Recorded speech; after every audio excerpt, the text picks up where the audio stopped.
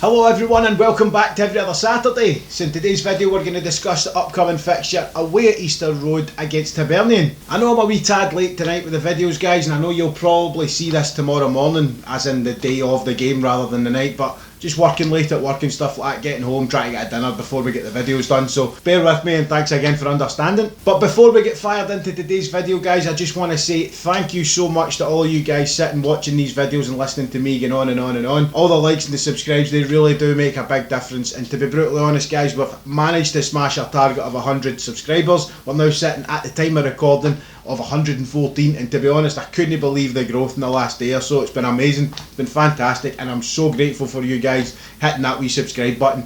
But as always, if you haven't done so already, drop a wee like on the video and subscribe and keep it up to date with the channel, helping us grow and get out to as many people as possible, and hopefully hitting the new target of 150. I want to see if we can get to there before the end of the season. We've done well to get to 114, so let's see if we can do 150. But with all the thank you stuff out the road now and all the gushing about the channel and stuff, let's get diving straight into today's video. Every other Saturday's my half day off, and it's off to the match I go. Happily we wander down the Copeland. First of all guys, let's take a wee dive into the opposition and take a quick look at Hibernian. So this is a kind of team that you have to look at, and the way they're lining up, the way they're playing just now, it's just anything at all but consistent. They're going for getting a half decent result and a win, to taking a draw against Celtic and stuff. It's not too bad, to then going out and getting absolutely leathered and battered in the semi-final in Scottish Cup 3-0 to St Johnstone. So with that kind of form that we've got going, we can't look at anything like that and take that for granted, that we're just going to go out there and take a win, or that they could come up against us, because to be honest guys, we just don't know how they're going to set up and how they're going to appear. They just seem to be floating up and down with a level of consistency, and to be honest, it's nothing that you wouldn't be sitting as a Hibs supporter coming against Rangers now and thinking that you could be taking points. Now yes, when they played against us last time, they had a good game, but they seem to have went on and on about how they've gave Rangers a great game, and after that they've came to nothing.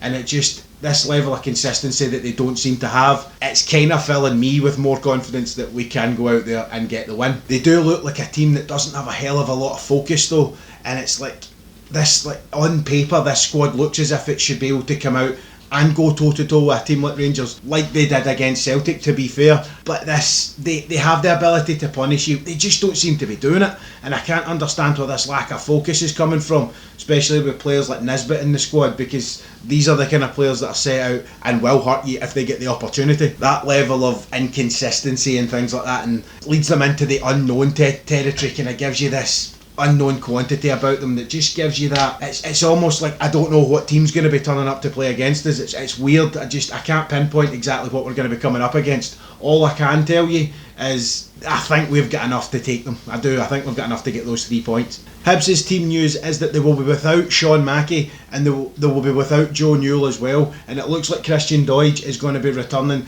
to be an up-front duo alongside Nisbet. Now, having that being said, he hasn't scored in his last 7 appearances, and returning alongside the top scoring Nisbet could be something that drives him forward. Could it be something that we need to worry about? Will they break us down? Can't really see it, to be fair.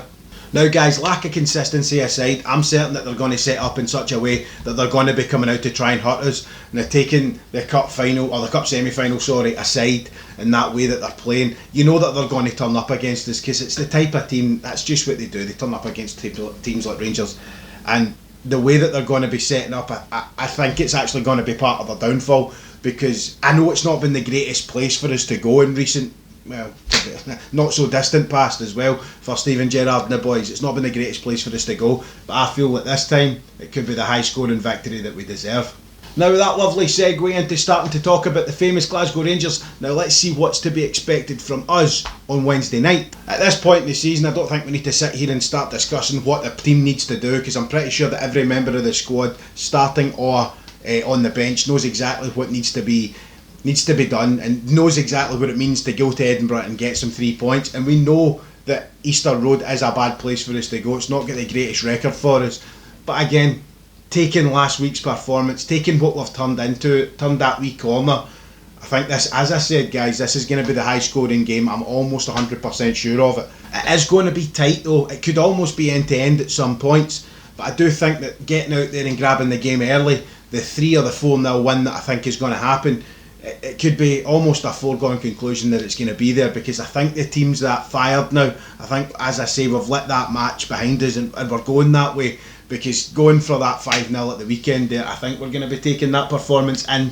to this game, and we're going to be taking that next step towards 55. Team news for ourselves though, guys. There's not much that we couldn't really work out for ourselves here. We know exactly who's injured, we know who's available.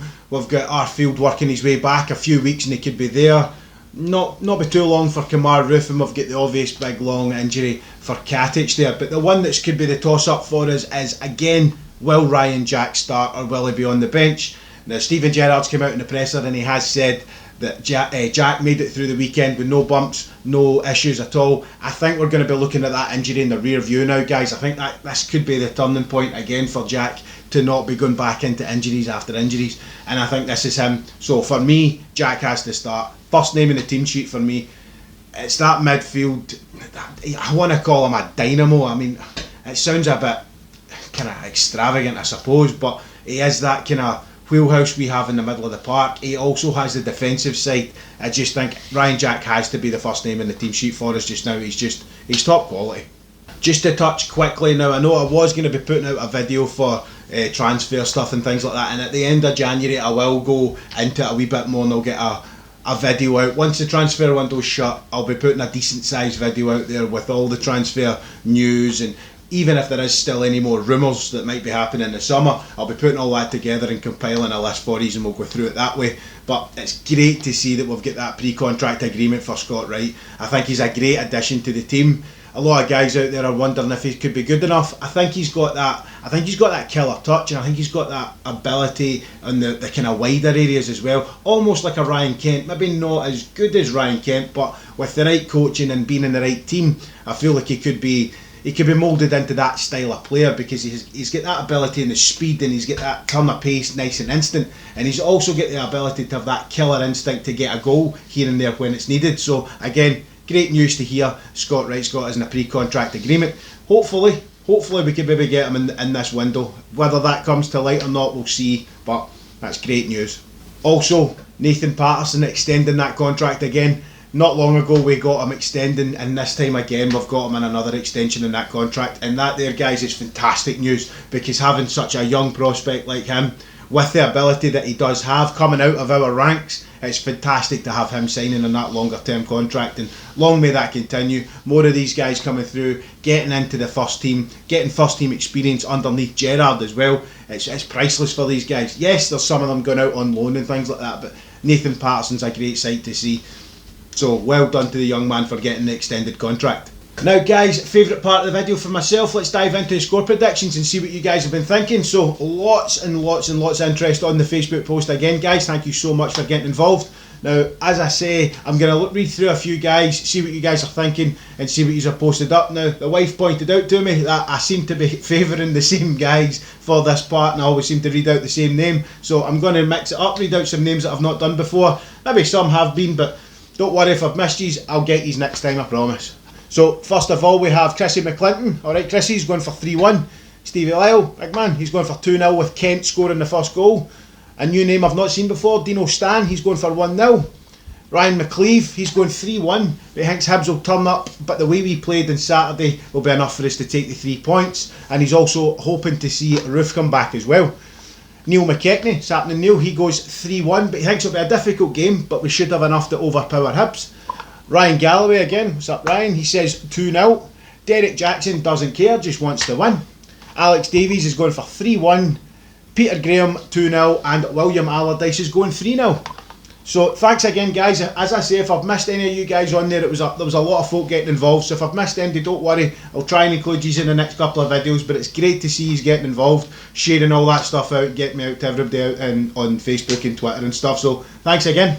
But for myself, I do think that it's going to be a high scoring game. I think that we're going to come out exactly the same way as we did at the weekend. I feel as if we've got it in us. We've got those goals there. It's clear and obvious now. The team's firing in that way. So I'm going to go with a 4-0 win for Rangers. I just feel as if it's happening again, guys. We're going to go up there and we're going to prove a point that Easter Road is not this place that we need to worry about. I'm going for a 4-0 win. Now with that, guys, that about gets us to the end of the video. And once again, I can't thank you guys enough for getting us up above the 100 and now climbing above 110 and climbing even higher.